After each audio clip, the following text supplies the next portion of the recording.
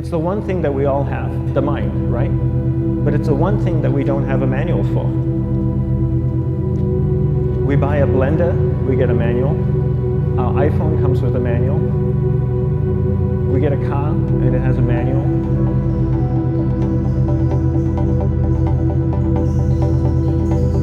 Nobody teaches you how to use the mind. There's no manual for the mind. So this, I think, is one of the most essential things in making progress in our life, is really understanding how our mind works. It's the one thing that we have to live with 24 hours a day, 7 days a week. We have no choice. Imagine if most of you slept 8 hours a day, which most of you don't.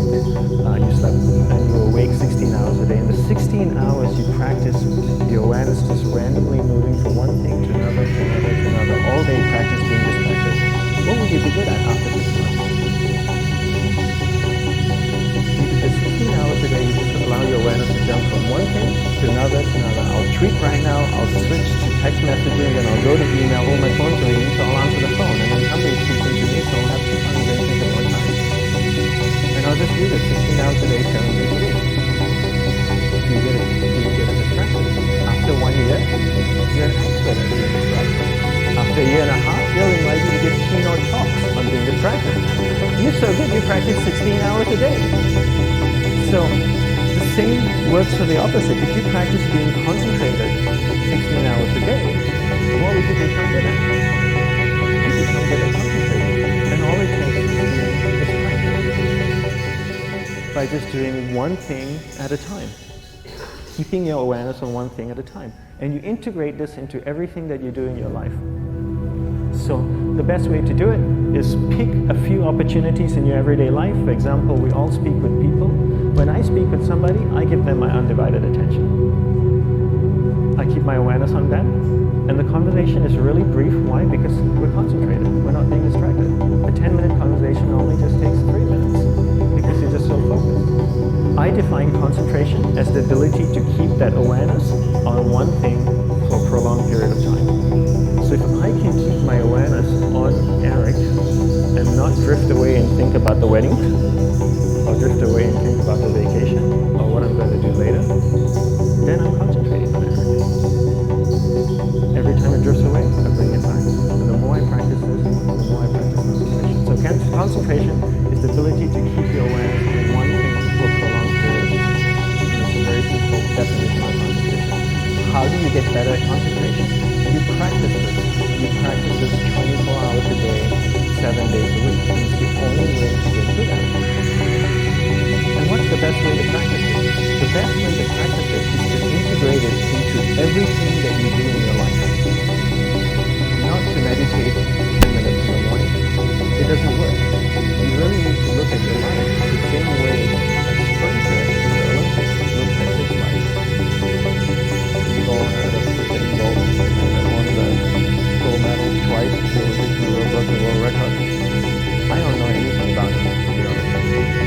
But if I was looked at him, he obviously sprints, he practices running, probably does a lot of long distance, probably does a lot of stretching as well, I'm sure he gets massages. He looks like he eats the right kind of food. Drinks the right amount of water, takes vitamins. His whole day is so disciplined. For what? To prepare him for 9.57 seconds. I think that's what the world record is, right? 400 meters, 9.5 seconds. His whole day is preparing him for that short time, not the other way around. A lot of people say, you know what, I need to be more concentrated. So you know what, I'm going to meditate in the morning, I'll sit down for 2 minutes. Now I do that faster. And the remaining 23 hours and 58 minutes, they just go about being ordinary and crazy. How does that work? How would you change it? Not balanced at all. So if for 23 hours and 58 minutes you were not being concentrated, you allowed your awareness to jump from one thing into your mind to another thing, to another thing, to another thing, to another thing, in an uncontrolled way, what would you do with that? And out of a prolonged concentration comes the wonderful power of observation. You just become more observant, and when you become more observant, you see solutions quicker, and you solve things quicker. And it's a wonderful, powerful feeling when somebody is concentrated on you and not doing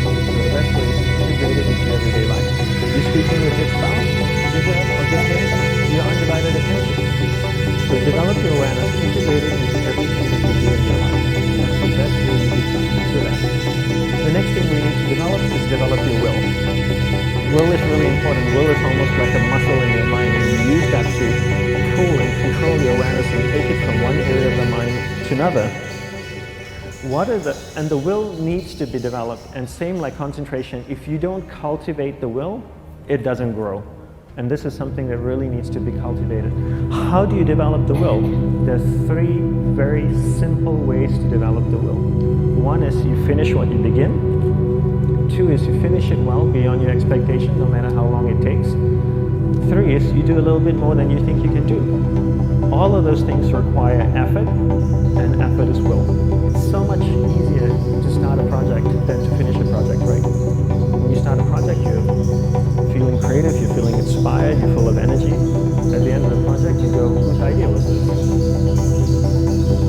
So it requires a tremendous amount of will to finish. And every time you complete something, you develop a little bit more will, and you have that muscle. And will is an amazing thing to develop, because once you develop will, that same will you can use in every aspect of your life to keep your awareness on one thing at a time, to finish projects, see things through to the end, anything you want.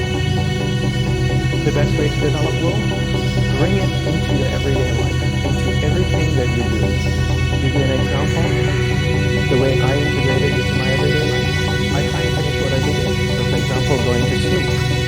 I sleep every night. I put on my pajamas, I floss, I brush my teeth,